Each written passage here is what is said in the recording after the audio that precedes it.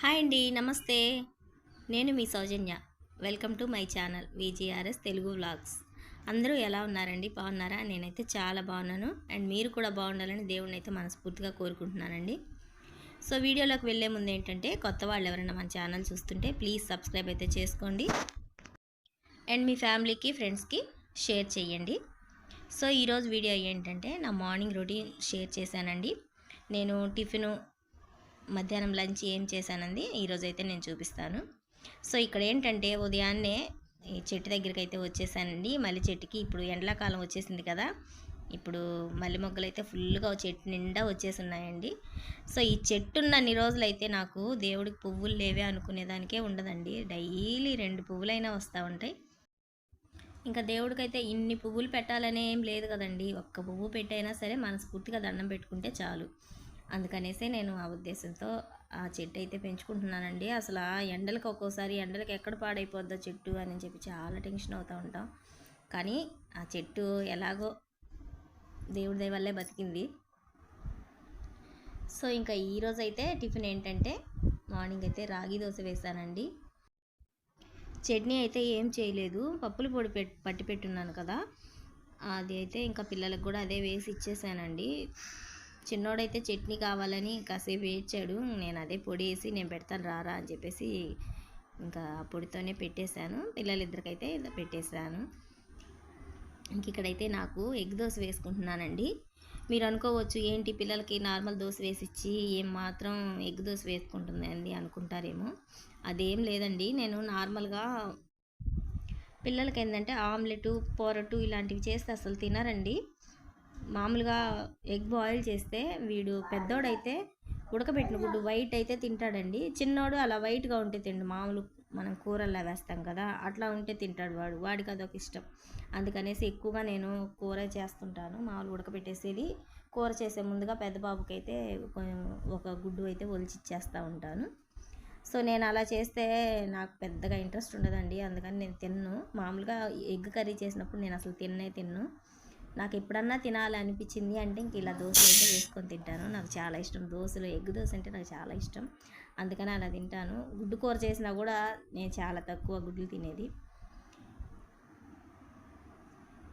ఇంకా మధ్యాహ్నంకి అయితే lunch prepare చేస్తున్నానండి.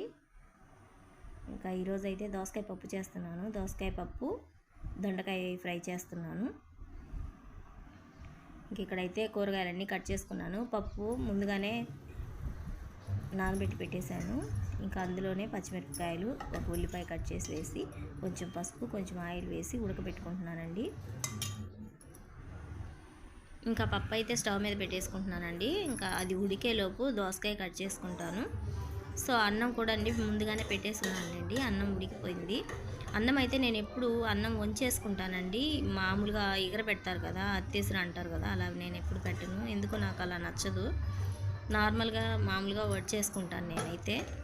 సో ఇక్కడ అన్నం అయితే ఉడికిపోయింది. ఇంకా అన్నం అయితే వంచేసుకొని, ఇంకా పప్పు అయితే హాఫ్ ఉడికిపోయిందండి. ఇంకా ఇందులో దోసకాయ ముక్కలు అనేవి వేసి ఉడికించుకుంటాను. దోసకాయ ముక్కలు పప్పు ఉడికేలోపు నేను ముందుగానే కట్ చేసి పెట్టుకున్నానండి. ఇంకా సో కుక్కర్లో పెట్టుకోవచ్చు కదా అనుకుంటారేమో, నేను కుక్కర్ యూజ్ చేయనండి పప్పుకి. అసలు నార్మల్గా నేను కుక్కర్ చాలా తక్కువ వాడటం, అసలు వాడను. ఇలా మామూలుగానే ఉడికించి ఇలాగే చేస్తాను నేను ఎప్పుడు కూడా. సో దోసకాయ ముక్కలు వేసాను కదా, ఇప్పుడు అందులోకి సరిపడా ఉప్పు వేసేస్తాను. ఫస్ట్ పప్పు అది ఉడికేటప్పుడే ఉప్పు వేస్తే బాగుంటుందండి, టేస్ట్ అయితే బాగుంటుంది. మా అమ్మ అనేది, పప్పు కూరలు ఏదైనా సరే మనం ఉప్పు ఫస్ట్ వేసి ఉడకబెట్టేసుకుంటేనే టేస్ట్ బాగుంటుంది. అంతా అయిపోయిన తర్వాత నువ్వు లాస్ట్లో ఉప్పు కలిపితే వాటికి పట్టదు కదా ఉప్పు అని చెప్పేది. అందుకని నేను ఆమె ఫాలో అవుతానండి.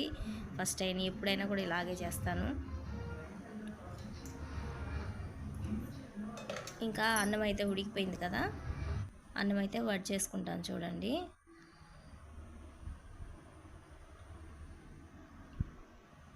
కానీ అన్నం వంచేదానికి నేను ఎన్ని తిప్పలు పడ్డానండి. ఫస్ట్ నాకు అన్నం వంచేకి చేత కానప్పుడైతే ఒకసారి చేతి మీదకి అంతా వచ్చేసిందండి గంజి. ఇంకా తర్వాత వంట చేసే వాళ్ళకి ఎంతైనా ఇట్లాంటివన్నీ పడినా చేసినా ఇట్లాంటివన్నీ అవి లెక్క ఉండవు కదా. సో అన్నం అయితే అయిపోయింది, అన్నం వచ్చేసుకున్నాను. సో చింతపండు అయితే చూపించాను కదా, అది వచ్చేసి పప్పులోకండి. దోసకాయ పులుపు ఉంటుంది అనుకున్నాను, పులుపు ఏం లేదండి, బాగుంది.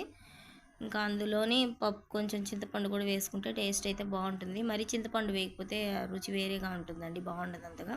కొంచెం చింతపండు కూడా వేసుకుంటే బాగుంటుంది. ఇంకా దానిలోకి 2 టమాటాలు అయితే తీసుకున్నాను. టమాటాలు అవి కట్ చేసి పప్పులు అయితే వేసుకుంటాను.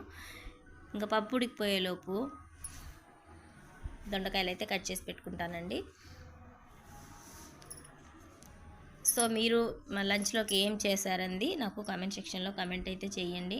అండ్ వీడియోస్లో ఏదన్నా పొరపాట్లు ఉన్నా కూడా నాకు కామెంట్ సెక్షన్లో కామెంట్ చేయండి, నేనైతే కరెక్ట్ చేసుకుంటాను. సో నా వీడియోస్ నచ్చుతున్నాయా లేదా అంది ప్లీజ్ కామెంట్ రూపంలో కామెంట్ చేయండి.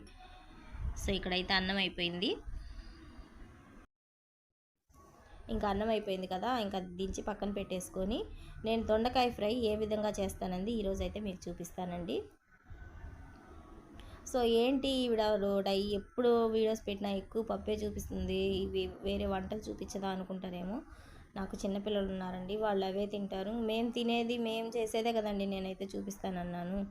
ప్రస్తుతానికైతే వాళ్ళు పెద్దగా నేనేమన్నా చేసినా కూడా పెద్దగా ఏం తినట్లేదండి వాళ్ళు. ఇంకా 1 ఇయర్ పోద్ది వాళ్ళు అవి ఇవి తినాలి, మనం ఏదైనా చేసినా తినాలి అనుకుంటే. కానీ నేను చేసే చిట్టి చిట్టి వంటలు నేను ఎలా చేసుకుంటాను అనేది నేను చూపించాలనేసి నేనైతే ఇది యూట్యూబ్ అనేది స్టార్ట్ చేశానండి. సో ప్లీజ్ నన్నైతే అర్థం చేసుకొని ప్లీజ్ నన్నైతే ముందుకు తీసుకెళ్ళండి. ఇంకా పప్పు అయితే ఉడికిపోయింది, మెదిపి పక్కన పెట్టుకున్నాను. ఇంకా పప్పులోకి తాలింపు అయితే వేసుకుంటున్నానండి.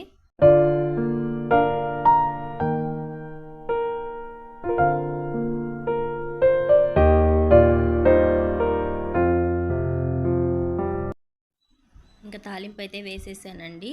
తాలింపు వేసినప్పుడు ఎప్పుడైనా కూడా మనం పోపు వేసిన వెంటనే మూత కానీ పెట్టేస్తే ఆ ఆవిరి అనేది బయటికి వెళ్ళదండి. అసలు పప్పు నిజంగా టేస్ట్ బాగుంటుంది, పప్పు తాలింపులోనే టేస్ట్ బాగుంటుంది అంటారు. సో నేనైతే ఇలాగే వేస్తుంటానండి, ఎప్పుడైనా కూడా ఈ విధంగానే చేస్తాను.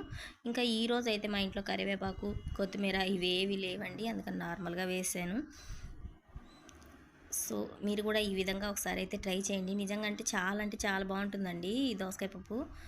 ఒకసారి అయితే మీరు కూడా ట్రై చేయండి. ఇంకా తాలింపు అయిపోయింది కదా, ఇంకా ఇది పక్కన పెట్టేసుకొని ఇంక దొండకాయ తాలింపుకి అయితే రెడీ చేసుకుంటున్నానండి. ఇందులో 1 స్పూన్ నెయ్యి కానీ వేసుకొని తింటే చాలా బాగుంటుందండి, అసలు చాలా అంటే చాలా టేస్టీగా ఉంటుంది. ఇంకా సో దొండకాయకి అయితే తాలింపు పెట్టేశాను. ఆయిల్ వేసుకొని ఆయిల్ వేగిన తర్వాత కొంచెం పచ్చిశనగపప్పు, ఆవాలు, జీలకర్ర వేసి కొంచెం ఒక 5-6 రెబ్బలు వెల్లుల్లి దంచి వేసుకున్నాను. ఇంకా అందులోనే ఉల్లిపాయలు వేసుకున్నాను. ఉల్లిపాయల్లో కొంచెం పసుపు వేసుకొని అవి కొంచెం ఫ్రై అయిన తర్వాత దొండకాయలు వేసుకుంటున్నానండి. ఇంకా దొండకాయలు అయితే కొంచెం కిందికి మీదికి కలపాలండి, కలిపేసి గట్టిగా మూత పెట్టేసామంటే ఆవిరికి బాగా మగ్గిపోతాయి. ఇప్పుడు బాగా మగ్గాయి కదా, ఇప్పుడు ఇందులో ఉప్పు వేసుకొని ఇంకా బాగా ఫ్రై చేసుకోవాలి. ఇంకా ఉప్పు ముందుగానే వేయొచ్చు కదా అనుకుంటారేమో, ఏం లేదండి, నేను ఫస్ట్ దొండకాయలు వేసినప్పుడు ఉప్పు వేయడం మర్చిపోయాను. ఇంకా అందుకని కొంచెం వేగిన తర్వాత వేసుకున్నాను. ఇంకా లాస్ట్ ఇప్పుడు దొండకాయలు అయితే బాగా ఫ్రై అయిపోయాయి కదా, ఇందులో వచ్చేసి శనగపప్పు పొడి అయితే వేసుకున్నానండి. నేను పప్పుల పొడి పట్టి పెట్టుకుంటుంటాను కదా, అదైతే వేసుకున్నాను. చాలా బాగుంటుందండి, ఒకసారి అయితే ట్రై చేయండి మీరు కూడా. సో ఫ్రై అయితే అయిపోయిందండి, ఇంకా స్టవ్ కట్టేసాను. ఇంకా ఫ్రై అయిపోయింది కదా, అది వేరే గిన్నెలోకి అయితే తీసేసుకుంటున్నానండి. ఎప్పుడైనా వంట చేసినప్పుడు ఇంకా అదే వాటిల్లోనే ఉంచానండి, నేను వేరేగా తీసి పెట్టేస్తుంటాను. ఇంకా ఫ్రై అయిపోయింది కదా, ఇంకా తాలింపు అయితే తీసి పెట్టేస్తున్నాను. సో చాలా బాగా వచ్చిందండి, మీరు కూడా ఒకసారి అయితే ట్రై చేయండి. ఇంకా నాకైతే భయంకరంగా ఆకలి వేస్తుందండి, అందుకోసం ఇంకా నేనైతే తినేస్తున్నాను పెట్టుకొని. ఇంకా దోసకాయ పప్పు, దొండకాయ తాలింపు. ఇంకా ఈరోజైతే నా మధ్యాహ్నం లంచ్ ఇదేనండి. ఇంకా మీరేం చేసింది నాకు కామెంట్ సెక్షన్లో కామెంట్ అయితే చేయండి, మర్చిపోవద్దండి. సో ఈ వీడియో కనుక పూర్తిగా మీకు నచ్చి ఉంటే తప్పకుండా మర్చిపోకుండా లైక్ చేయండి, షేర్ చేయండి, సబ్స్క్రైబ్ చేయండి అండ్ మీ ఫ్యామిలీకి ఫ్రెండ్స్కి షేర్ చేయండి. ఇంకా ఈ రోజుకైతే ఇంతేనండి వీడియో. రేపు ఇంకొక వీడియోలో మేము ముందుంటాను. ఫుల్ వీడియో చూసినందుకు థ్యాంక్ యూ అండి. బాయ్.